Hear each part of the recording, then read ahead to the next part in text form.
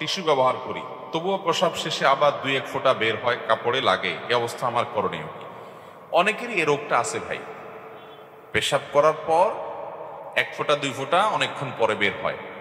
যদি 1 ফোঁটা 2 ফোঁটাও বের হয়, তারপরে অজু ভেঙে যাবে, আর কাপড় লাগলে কাপড় নাপাক হবে। এজন্য প্রথমত আপনার এই পেশাবের ফোঁটা বন্ধ হওয়া পর্যন্ত আপনাকে অপেক্ষা করতে হবে, এবং এটা বন্ধ হওয়ার পর আপনি পবিত্র হয়ে নামাজ পড়তে যাবেন। তার জন্য যতটুকু সময় লাগে নিবেন। আবার অনেকের আছে অহেতুক সন্দেহ, পেশাবের ফোঁটা বাহির হোক বা না হোক, তার মনে হয় বাইর হয়েছে, ঘন ঘন চেক করতে হয়, আছে না নাই? তো এইটা হলো রোগ। এই রোগকে পাত্তা দেওয়া যাবে না। যদি দেখেন যে এরকম প্রায় দেখছেন চেক করে আসলে কিছু বাইর হয় না, অযথা আপনার মনে হয়েছে, তাহলে এটাকে পাত্তা দিবেন না। নবী করিম সাল্লাল্লাহু আলাইহি সাল্লাম তো ভিজা হাতে পানি নিয়ে এরকম ছিটা দিতে বলেছেন, কাপড়ের উপর দিয়ে, লজ্জাস্থানের বাইরে কাপড়ের উপর দিয়ে ছিটা দিতে বলেছেন। কেন?